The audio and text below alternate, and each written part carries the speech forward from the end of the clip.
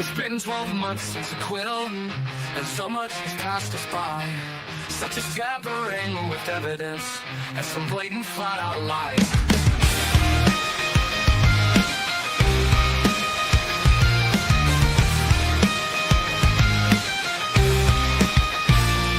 There's a special new press sector, and Hank Breeden is his name. He is a dirty Boston lawyer, and his arguments are lame. He's tried to squash all of our experts, as he has no case to claim.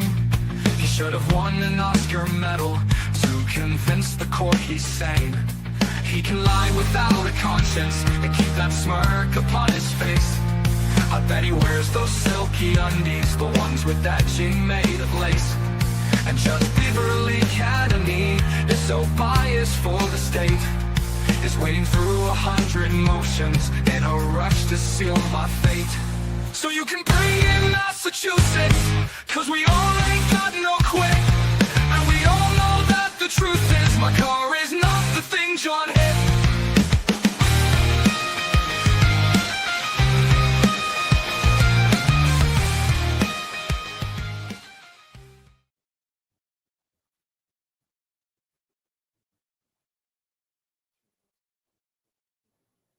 Into this case. Yes. Everyone said yes or nodded affirmatively. Did anyone happen to see, hear, read anything about this case since we left here yesterday?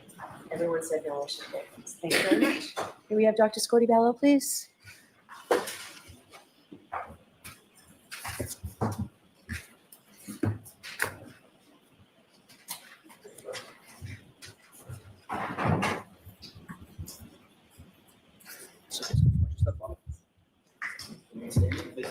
You solemnly swear to demonstrate the court and jury in the case now here to the truth, the whole truth, and nothing but the truth, so help you God. I do.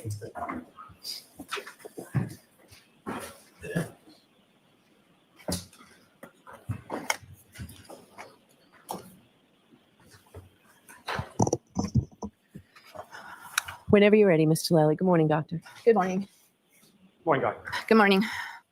Dr. Scordi-Bello, if I could ask you some questions, just turning back a little bit from what you were testifying to about yesterday. You had mentioned in your testimony yesterday that you had received some, in addition to the internal and external examination that you conducted with Mr. O'Keefe, you had received some other material that you had reviewed, correct? Correct. Now, included within that material was some material from the state police as far as the investigative agency investigating Mr. O'Keefe's death. Correct. Now, is that is that typical? Is that abnormal? If you could describe sort of in general terms, as far as what, if any, communication would you typically have with the investigating body or agency in relation to any sort of autopsy or examination you do? Yes. In Massachusetts, under Massachusetts law, the medical examiner's office is responsible, and our role is to determine the cause and manner of death by doing an autopsy. The scene or the scene of death or the place where the decedent is found is controlled by the district attorney's office, and state police will do an investigation. When we accept a case into our office, we request reports, police reports, to explain and describe the circumstances of the death. It could be a house, it could be somewhere else, it could be outside. Every case comes with a police report, and we review that police report, and if we feel that we need more information, then we contact the investigating body and ask for more information, again, depending on the case. And specifically in this case, in regard to Mr. O'Keefe, did you reach out to get some more information? I did reach out, yes. Was that in part in relation to what you were talking about in your testimony yesterday, as far as the diagnosis of hypothermia and trying to sort of better understand the circumstances? Objection, Your Honor. Sustained. Why did you reach out? I reached out because when the case was presented to us, and after I did the autopsy, I did not have all the information that I needed in order to certify the manner. The cause of death to me was, I was able to determine the cause of death from the autopsy. When an event is unwitnessed, we usually reach out to the investigating agency and ask them whether they have any more information than they did on the day that the autopsy was done, because investigations sometimes take some time. So in the days and the weeks following the autopsy, I reached out and asked if there was any more information than what I was originally presented with. Was there any video from the surrounding areas? Did anybody come forward to say that they actually witnessed whatever happened? Again, by the time I was ready to finalize the case, and we have approximately 3 months or 90 days from the day of the autopsy until we issue a report, I was not provided with enough information for me to be able to determine the manner. Now, Doctor, do you recall specifically who it was that you spoke with from the state police? Yes, I documented that I spoke with Trooper Proctor, I believe, twice. And with reference, not asking you anything as far as what that conversation consisted of, but as far as the tone of that conversation, did you feel pressured or coerced to come up with a certain determination? No, I did not. And even if you had been, what would your response have been in reference to that? My response was that I am responsible for what goes on the death certificate, and unless I have enough information, clear and convincing evidence, I cannot determine a manner. Thank you. May I approach? Yes.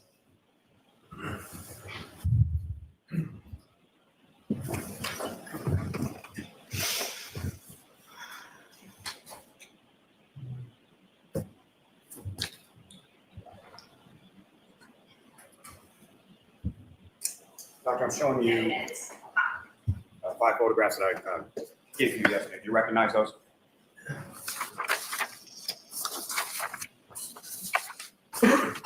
Yes, I do. And what do you recognize those to be? I recognize these as photographs of Mr. O'Keefe's body. I believe these were taken at the hospital. One of them is a photograph taken at the time of autopsy. Okay. May I approach, Your Honor? Yes. I'm going to seek to introduce the minutes and executives. Ms. Little? No objection, thank you.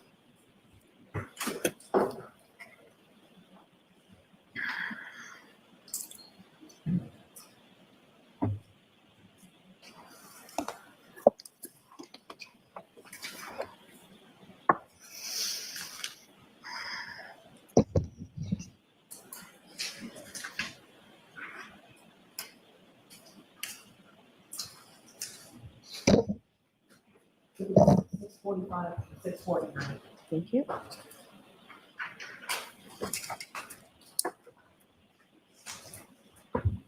Thank you very much. Now, may I have a moment? I just want to make sure they're in the Yes. right order.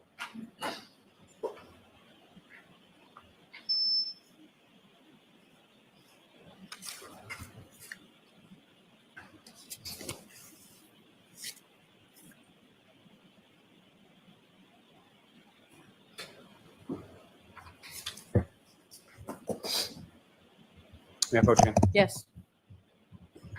Your Honor, with court's permission, may we call the seats of the jury? So jurors, remember the instruction I gave you yesterday on these photographs, okay? Ms. Gilman, if I can have photographs 2853. Doctor, do you recognize what's up on the screen? Yes, this is a picture taken of Mr. O'Keefe's body. And Doctor, if you could, using the laser pointer that you have there, direct jury's attention to what, if anything, you observe of significance in this photograph related to the injuries that you were testifying about this. Yes. So first thing you notice is the medical intervention, which I talked about yesterday. There's defibrillator adhesive pads on the chest. There is what's known as a C-collar, a cervical stabilization collar for the neck, and he has been intubated prior to going to the hospital. The injuries that are obvious in this picture include the abrasions on his right forearm and arm.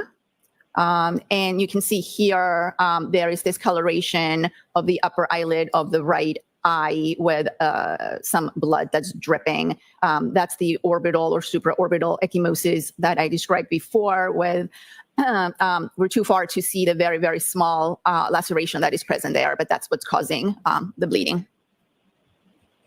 And Ms. Gilman, if I could have photograph 2857. Now, doctor, this is not before you at the current time of currently marked as exhibit 442. Do you recognize what's up on the screen? Yes, this is a picture of the abrasions that I described in my report. Posterior upper arm and forearm. You can see that they have some sort of pattern to it. Anytime we see a pattern, we try to document it as best as we possibly can. Now, doctor, with reference to these injuries as far as the abrasions to Mr. O'Keefe's right arm, what kind of role did that play as far as your determination, as far as the cause of death of Mr. O'Keefe?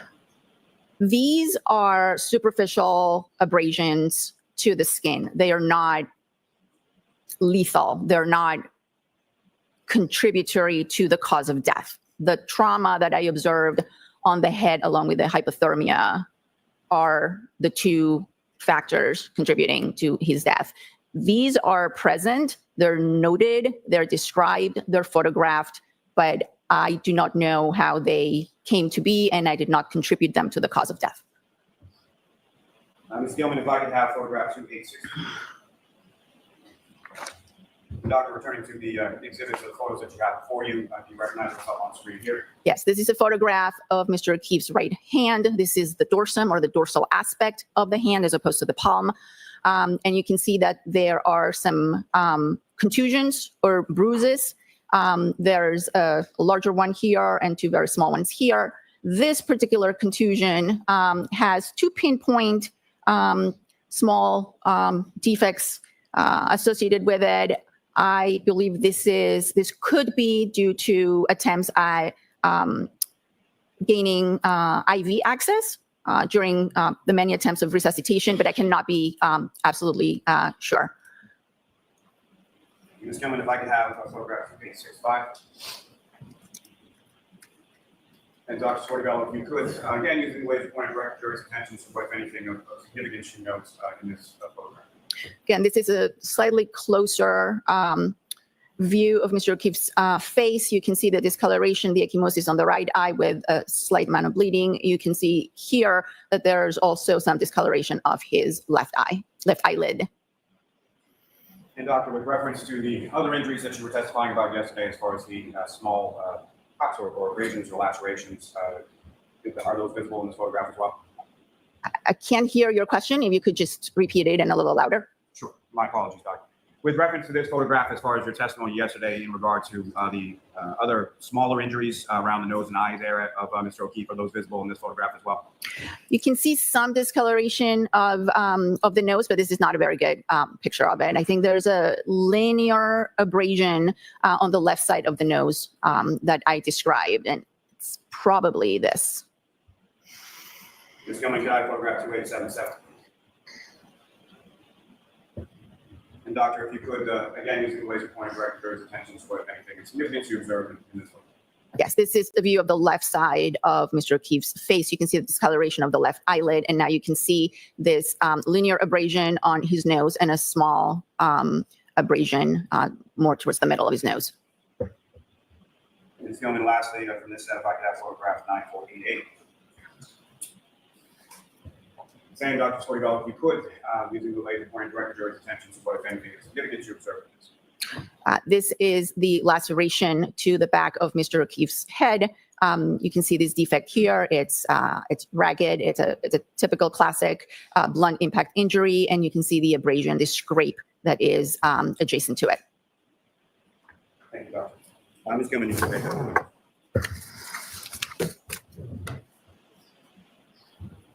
And doctor, we get out the lights. Thanks. Now, doctor, with reference to what you were testifying yesterday as far as the subscapular bleeding, the bleeding under the scalp, was that more or less prominent on one side versus the other side of Mr. O'Keefe's scalp? Yes, it was more prominent under that laceration that we just looked at. And so would that be more prominent on the right side? Is that correct? Yes.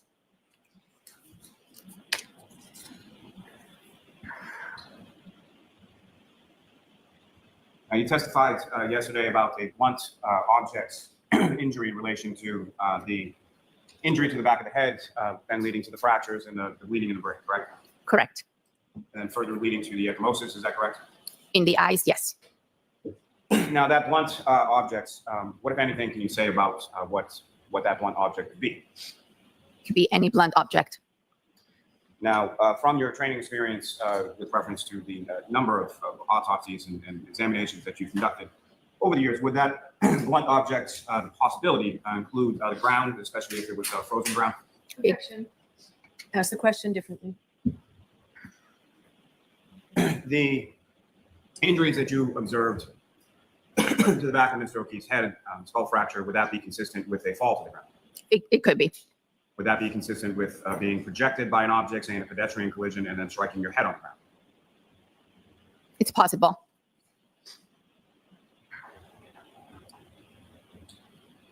Now, the arm injuries that you observed, would those be consistent with scratches from either glass or a piece of plastic or a piece of metal? It's possible. And the injuries that you observed, would that be consistent with injuries that you observed in other cases of a pedestrian collision? They're not the classic pedestrian injuries that we observe, no. And to that point, as far as when you say classic, as far as a pedestrian collision is concerned, you've conducted autopsies on a number of different pedestrian collisions over the course of your career, is that correct? Yes, I have. Do they all sort of mirror each other? Is there sort of a disparity depending on how the person interacted with the car? Objection. Sustained. Watch the form, Mr. Lally. What, if anything, are every injuries from a pedestrian collision the same? No. And why not? It depends on many factors. It depends on the position of the body, of the pedestrian or the person being struck. It depends on whether they are moving or standing still. It depends on the speed of the car. It depends on whether brakes were applied or not. There's a lot of factors that come into play. Would another factor be sort of the shape of the vehicle that strikes a pedestrian? That's also possible. Yes, that's a factor. And did you have occasion to see any photographs, or have you seen any photographs in relation to the defendant's vehicle in this case? I have seen photographs, yes. And the size or shape of that vehicle, what, if any, significance did that have to you as far as your examination? Objection. I'll allow it. When we have a potential vehicle, clearly we look at the height, because one of the things that we do in most or all pedestrian or people struck by a motor vehicle is look at the legs, because in the majority we see injuries to the legs from the bumper of the car. Again, depending on the kind of car, the size of the car, and the height of the bumper.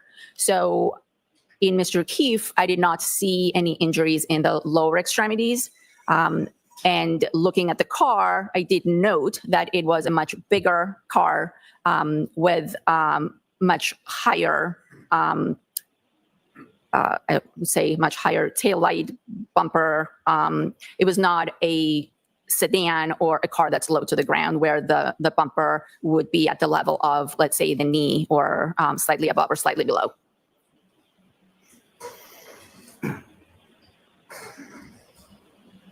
And again, I believe yesterday in your testimony, you indicated that the skull is a pretty thick bone. Is that correct? Yes.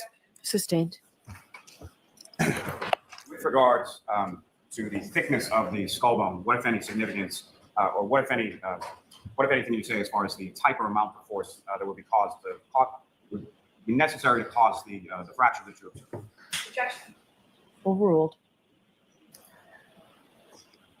I would consider the amount of force to be significant, again, without being able to quantify it.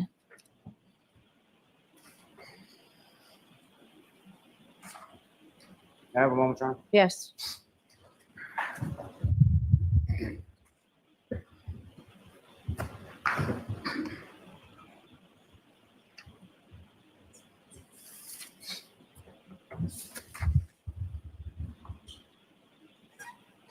Now, doctor, from the internal and external examination that you conducted in regard to Mr. O'Keefe, as well as the other materials that you reviewed, were you able to come to an opinion to a reasonable degree of medical certainty as to the cause of death of John O'Keefe? Yes, the cause of death was due to blunt impact injuries of the head and hypothermia. Thank you, doctor. Your Honor, I have no further questions. All right. Cross-examination.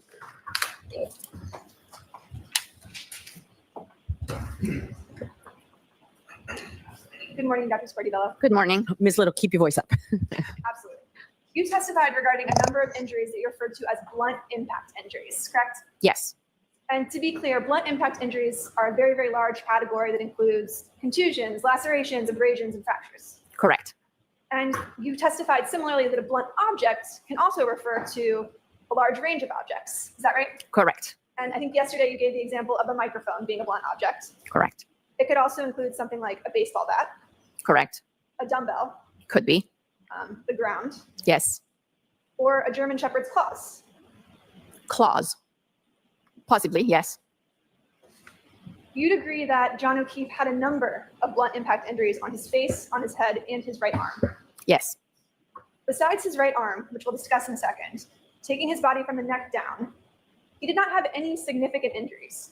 From the neck down. Not significant, no. Let's take those one at a time. No injury whatsoever to his shoulders. Correct. No injuries whatsoever to his chest area, aside from sort of the CPR-related injuries that you discussed. Yes, correct. And that was in the sternum. Is that right? It was in the ribs, just adjacent to the sternum. Yes. Okay. No injuries to his torso, other than that. No. No injuries to his back. No. No injuries to his hips. Correct. No injuries to his pelvis. Correct. No injuries to his thighs. To his, Thighs. no. No injuries to his knees. Correct. No injuries to his shins. Correct. No injuries to his ankles. Correct. No injuries to his feet. Correct. From the neck down, he did not have a single broken bone, again, aside from those CPR-related injuries you discussed, correct? That's correct. Not a single fracture. Other than CPR, correct.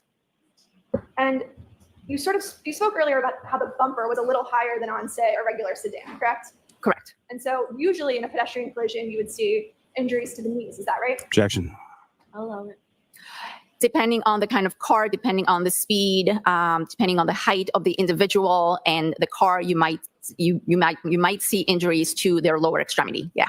But in this case, you didn't see any injuries to his thighs, to his pelvis, anything even at the height of the bumper. Is that correct? Correct. A very minor abrasion to the side of his right knee. So surely you'd agree that John O'Keefe's injuries, or lack thereof, are inconsistent with having been struck by a 7,000-pound vehicle at 24 miles per hour and being projected 30 feet. Objection. Sustained. Break it down, ask it differently. Would you agree that John O'Keefe's injuries, are, or lack thereof, are inconsistent with having been struck by a vehicle at 24 miles per hour? I would say it's likely and unlikely at the same time, depending on the position of the body and the vehicle in question. Well, let me give you a hypothetical. Let's say the person were standing with their arm like this, and they were struck by the rear taillight of a vehicle at 24 miles per hour. Would you agree that his injuries are inconsistent with that scenario? Objection. Sustained.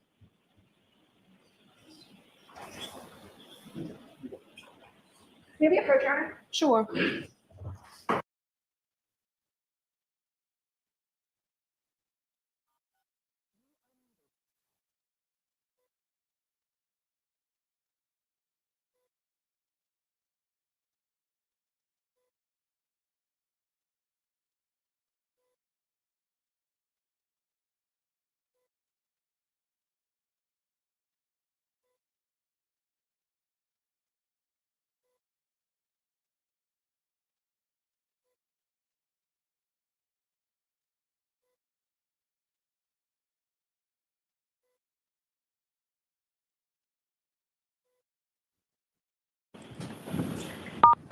You are unmuted.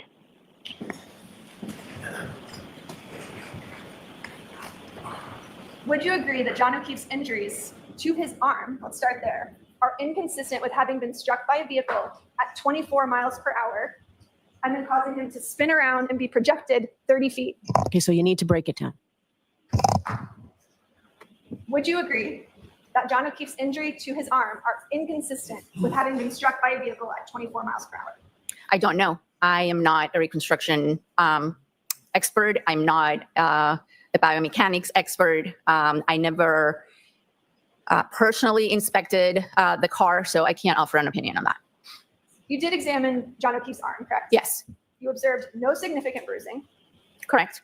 no fractures, Correct. and no broken bones. Correct.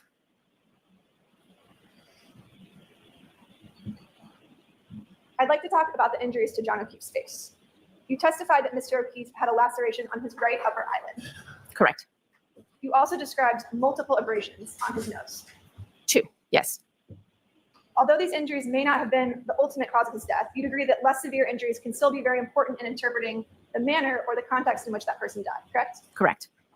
And in furtherance of that, you've been taught that when doing an autopsy, details matter, Correct. no matter how small. Correct. And that's one of the reasons as a medical examiner, you have to notate every single injury you find on a person. Is that Correct. right? If I could show you. May I approach, Your Honor? Yes. Show Mr. Lally.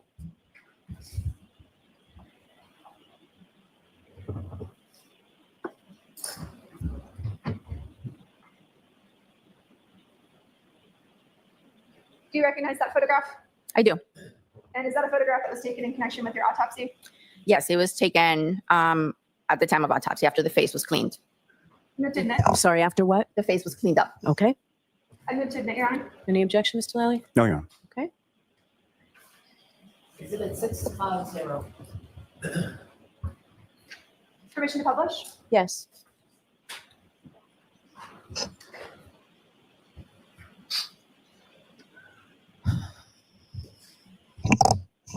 Are these the facial injuries that you were testifying to earlier? Yes.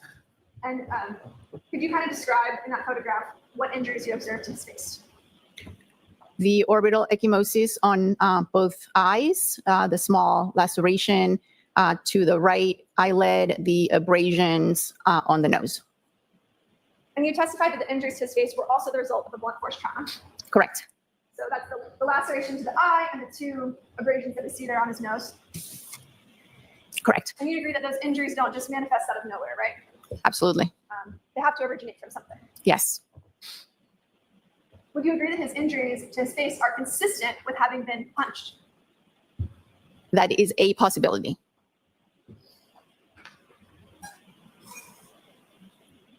You can take that down, Mr. Bates.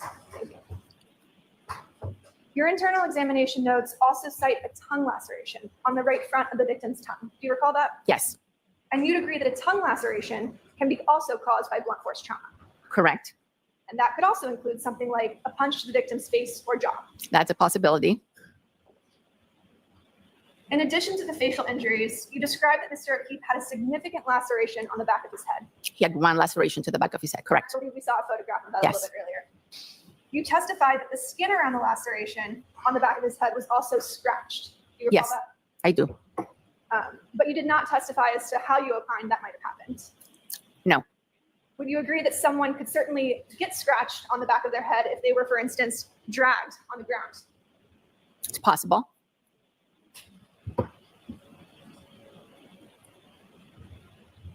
You described the open wound to the back of his head as a laceration, which is sort of a blunt force injury that's not the result of sharp force trauma. Is that right? Yes. And you'd agree that Mr. O'Keefe's head injury came from some sort of blow to the back of the head, whether it be an object or the ground. Is that Yep. right? Yes. Objection. Hold on a minute. And that injury could be the result of falling backward from a standing position onto concrete. It's possible. It could also be the result of being struck with a large object such as a baseball bat or a barbell. It's possible. In other words, it was an irregular laceration that resulted from some blunt force trauma. Correct. I'd like to sort of circle back to those injuries to Mr. O'Keefe's arm. You testified that there were, again, no fractures, no broken bones, no significant contusions. Correct. But you did describe the wounds to Mr. O'Keefe's arm as having discrete linear abrasions, which were caused by some sort of blunt object, correct? Yes. What does discrete mean? It means each one is an individual injury as opposed to confluent where it would be all meshed together. Your Honor, if I could publish what's been previously marked as Exhibit 19. Okay. And these are sort of the linear wounds that you're referring to. Yes. And you testified that these also sort of appear in clusters or groups. You call Yes. them pattern abrasions. Is that right? Yes, I did. And you'd agree that, for example, road rash does not result in this type of discrete linear wounds. It could, but not exactly like this. Well, typically road rash covers sort of a large area of the skin. It would be a large abrasion. I mean, you've seen numerous cases of road rash in your Yes. career. And it doesn't look like that. Correct. Blunt force trauma can include injuries from various objects, as you testified, including an animal paw, correct? Correct. And you'd agree that these discrete linear abrasions are inconsistent with having been struck by a smooth rear taillight at 24 miles per hour. Objection. Can you answer that, doctor? I can't. By Okay. smooth, no. All right, next question. By a smooth rear taillight, you said that is not what you would see at 24 miles per hour, correct? Objection. Sustain. As you testified earlier, you've indicated that based on the facts that were presented to you, you don't know what caused those significant scratches on Mr. O'Keefe's right arm. I do not.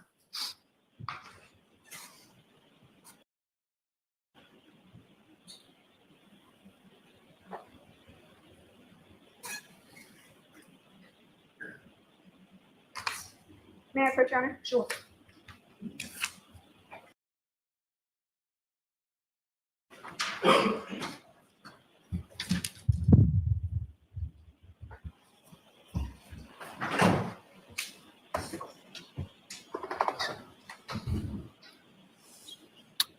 If I could just see what was. Oh, I'm sorry, Mr. Lilly.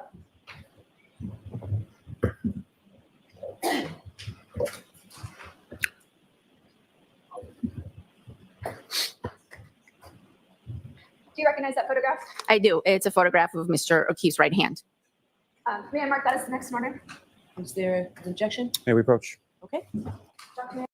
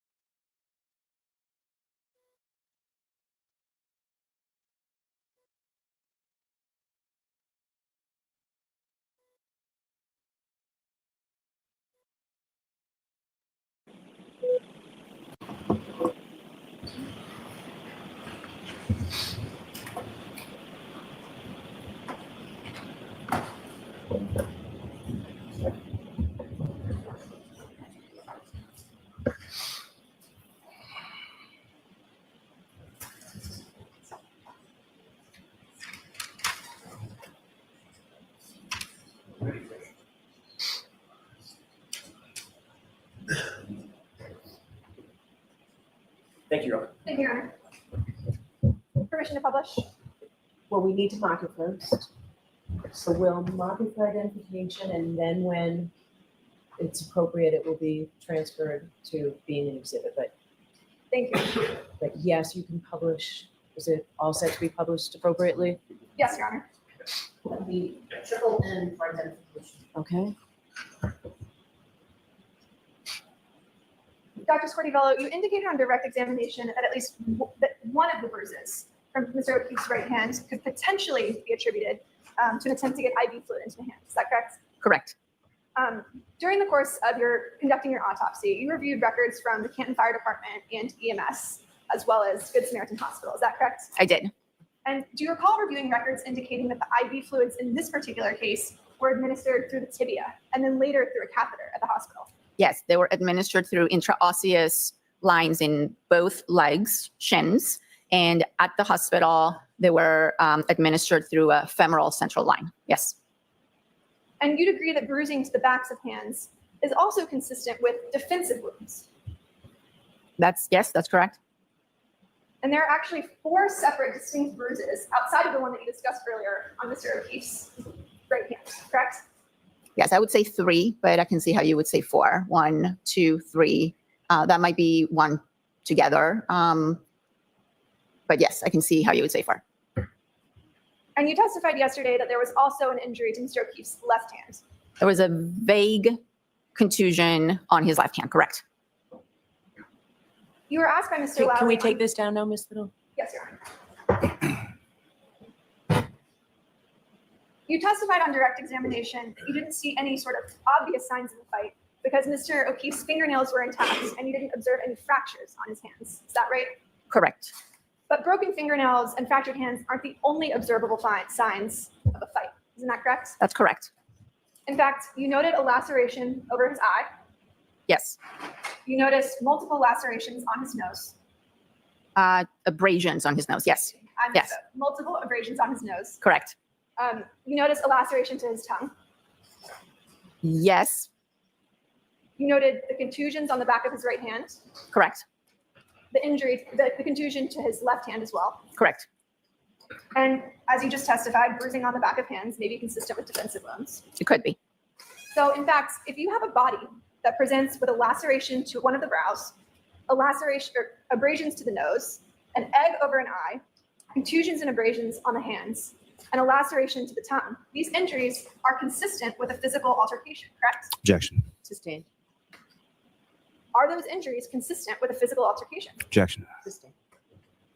Your Honor, may we approach? Sure.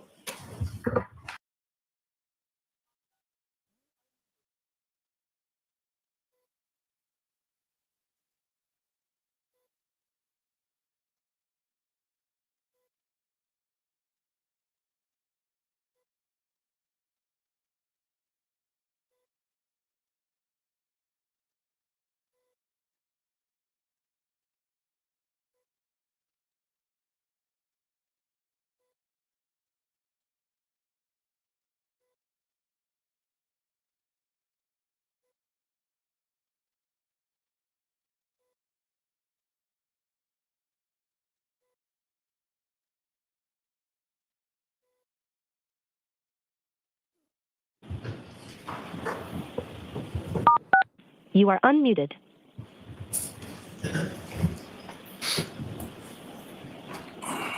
Shifting gears for a second, you indicated on direct examination that you reviewed some photographs from law enforcement that showed no footprints in the snow. Do you recall that testimony? I do. Were those provided to you by Trooper Proctor? Yes. Do you have those photographs with you? No, I don't. Do you recall what was depicted in those photographs? Yes. If I remember correctly, it was the area of the fire hydrant and the area where Mr. O'Keefe's body was discovered. It's the front of the house, the area of the fire hydrant, and I believe the flagpole. Thank you. You testified that Mr. O'Keefe had multiple fractures to his skull, but that they seemed to be originating from a single point of impact on the back of his head. Is that correct? It appeared so, yes. Are you reasonably certain that all of his injuries were the result of a single impact to the back of the head? It could be a single impact. But it also could be multiple impacts, correct? It could be, yes. Because as you just testified, Mr. O'Keefe suffered multiple injuries to the front of his face as well. Correct. In other words, he could have suffered trauma to the face and then fallen and sustained the injury to the back of the head, correct? That is possible, yes. And you testified before the state grand jury that the areas of bruising to the brain were likely due to a fall. Is that correct? Yes. In your expert medical opinion, is it possible for someone to get punched in the face hard enough to lose consciousness and fall backward? Objection. I'll allow it.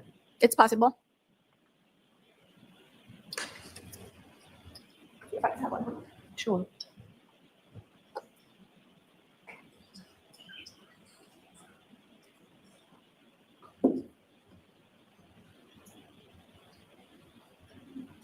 May I see the exhibits that were just marked, Your Honor? Your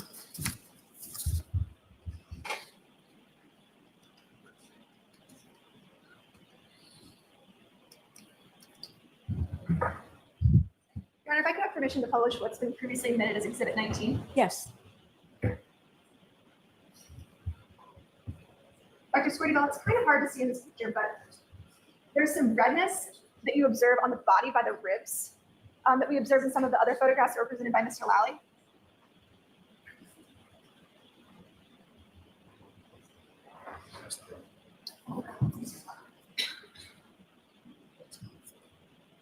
Do we have just one, Your Honor? Yes. Yes.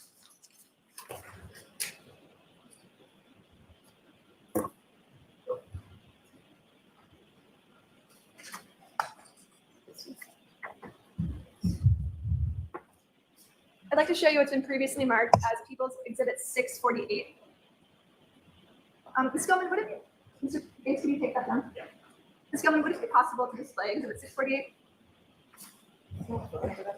648. May I approach, Chairman? Yes. 2853. Thank you.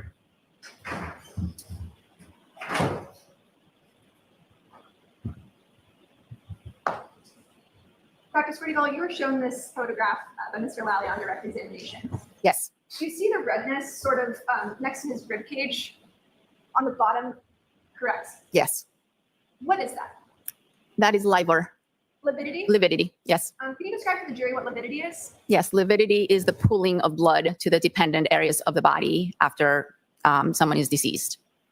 So even though it sort of appears to look like a bruise, that's lividity, correct? That is lividity. Yes, it goes all the way down. And it's not the result of an injury? No. Thank you. No further questions. Okay, the lights, please. Thank you. Mr. Lally? Yes, Your Honor.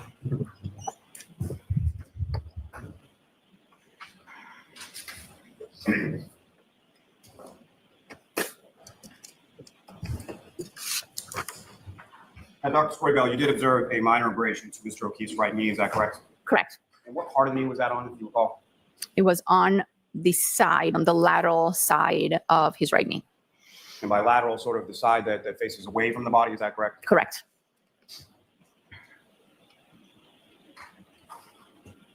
You were asked whether or not the small injuries on Mr. O'Keefe's face could possibly be from a punch, is that correct? Correct. You said that's one of the possibilities, is that correct? Yes. What are some of the other possibilities?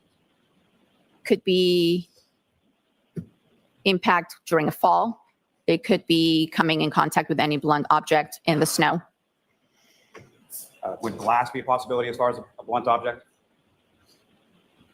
It could be under certain circumstances. Piece of plastic under certain circumstances as far as a blunt object, would that be also a possibility? Correct. Yes. Now, as far as the abrasion near the laceration on the back of Mr. O'Keefe's head, you were asking questions about whether or not that could be from dragging, correct? Correct. Now, as far as injuries or abrasions concerning dragging, would it be typical to see just one isolated abrasion in the area of the laceration? Not typical, but possible. Could that also be a result of the blunt impacts or, as one of the possibilities you testified before, from hitting the ground? Yes. Now, you were asked about hitting the ground, specifically hitting concrete. Would that impact injuries to the back of Mr. O'Keefe's head also be consistent with striking his head on frozen ground? I'm sorry. No, I'll allow it. Can you repeat the question? You were asked a question on cross-examination about the laceration and abrasion to the back of Mr. O'Keefe's head being consistent with striking his head on concrete, correct? Yes. Would that also be consistent with striking his head on frozen ground? Could be. Yes. You were asked about certain wounds as being a possibility of defensive wounds. What are some of the other types of defensive wounds that you would expect to see that you did not see in this case? I would expect to see, or I have seen, multiple bruising to the, again, posterior aspects of the forearms. I have seen cuts, lacerations, depending on how a person might be defending themselves, the position of their arms. And would that also include breaks in the fingernails and fractures to the hands? Objection. Watch the form, Mr. Lally. Sustained. What, if anything else, would that include? It might include bruising to the knuckles. It might include broken fingers. Now, with reference to the injuries that you were asked about with respect to Mr. O'Keefe's right hand, would those also be consistent with impact from a blunt object as well? They are blunt impact injuries. Yes. Now, again, if I could, just with reference to, you were asked about different possibilities with the skull fractures and bleeding in the brain.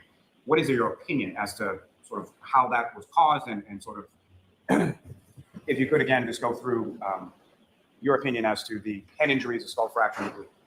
Objection. Ask it again, Mr. Lally, in a different way. You were asked about some possibilities. What is your opinion as to how those injuries were sustained or manifested in this stroke? I don't know how they came to be.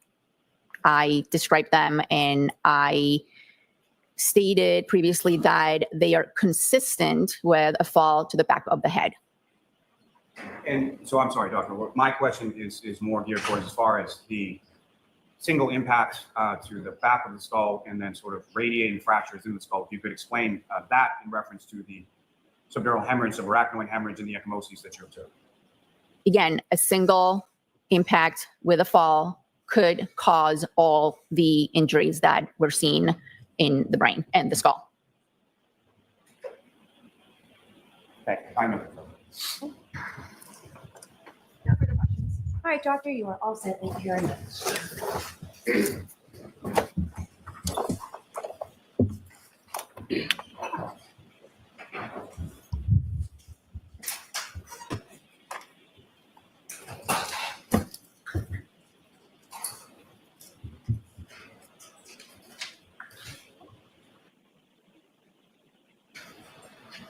All right, Mr. Lally. Thank you, Your Honor. Commonwealth rest. All right. Your Honor, the defense would move the court for, So I'm going to stop you right there. A short recess. if the court needs one. I don't need one, but I will see you at sidebar.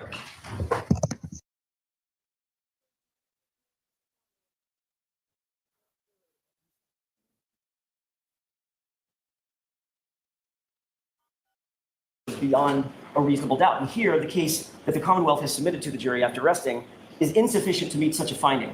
There's no question but that with this particular prosecution in this particular case, no reasonable or rational jury could come to a unanimous verdict in favor of the Commonwealth. I want to, if I can, focus my argument on count 1, 2, and 3 and a specific element of each count. Okay. In each one of those counts, there must be evidence that the vehicle killed John O'Keefe. There has been no competent evidence presented in the Commonwealth's case that Karen Reed's vehicle actually struck John O'Keefe. There's been conjecture, there's been speculation, but no actual competent evidence. The Commonwealth's entire case relies on a theory built on the shoulders of a trooper named Joe Paul, who testified a couple of days ago. And his theory, according to the Commonwealth, is that John O'Keefe's arm was struck, he was spun around in sort of a pirouette, he was projected 30 feet to the left, hit his head on a curb or the road in the intervening time before coming to a final rest spot about 30 feet away. Everything in the Commonwealth's case, everything relies on that theory of damage to the taillight at the scene. If a rational jury could not unanimously determine that Trooper Joe Paul's theory is true beyond a reasonable doubt, then we believe the motion has to be granted. There is no competent medical evidence to support that theory. There's no competent physical evidence that the taillight could break and shatter in the way that they've suggested, and that the arm would not have any breaks or shatters or any damage, any additional damage. There's no evidence how getting hit in the arm could actually launch a body 30 feet, as per the Commonwealth's theory. And there's no evidence how a body hit by a 7,000-pound SUV could sustain no injuries from the neck down, which we just heard this morning. The evidence before the court, the only evidence that is before the court, is that the Commonwealth's own medical examiner does not believe this is a homicide. And she went on this morning to say that in her expert opinion, the injuries are not classic pedestrian injuries. And they are, every single one of them, consistent with a physical altercation. Calling a witness to simply espouse an opinion like Trooper Paul did that belies science, common sense, or even logic, that's not enough to get the case to the jury. The light most favorable to the Commonwealth does not mean that the court must believe the Commonwealth's witnesses. What it means is that if there is a rational controversy in the evidence, the court must accept that evidence that favors the Commonwealth. But here, there is no rational controversy. As put or expressed in Commonwealth versus McCormick, it's a 2023 case found at 491 Mass 848, pinpoint site 860, quote, where the Commonwealth's evidence is entirely circumstantial, it cannot meet its burden if the evidence equally supports inconsistent propositions, as resolution of such a case necessarily requires conjecture or surmise. In our view, there is no question that there's no rational controversy related to the Commonwealth's theory. Trooper Paul's theory is by definition not rational. It's not reasonable. And it's based entirely on conjecture. And that's why, in our view, the court is required to find Ms. Reed not guilty of counts 1, 2, and 3. It's because each of the counts, as I said at the beginning, necessarily include an element that John O'Keefe was struck by Karen Reed's vehicle. Thus, if a rational jury cannot reasonably believe Trooper Paul's theory, it's the only evidence presented by the Commonwealth describing how Mr. O'Keefe possibly could have been struck, then Ms. Reed is entitled to an acquittal. Nothing else matters. Nothing else in the court's evaluation, nothing else in the jury's evaluation, nothing. Everything turns on whether or not the car hit John O'Keefe. And the Commonwealth's only theory of how that happened is from Trooper Paul's description. If the court were to deny this motion, then by doing so tacitly, the court is expressly endorsing Trooper Paul's theory of how John O'Keefe was struck, and we don't believe that that's rational. We don't believe that any rational jury would ever unanimously agree with Trooper Paul, and thus we ask the court to find Ms. Reed not guilty at this time. Okay. I'll submit. Your Honor, if I may just, we have a written motion for the Okay. court to act on, pursuant to that argument. May I hand it to you, clerk? And I copy for the-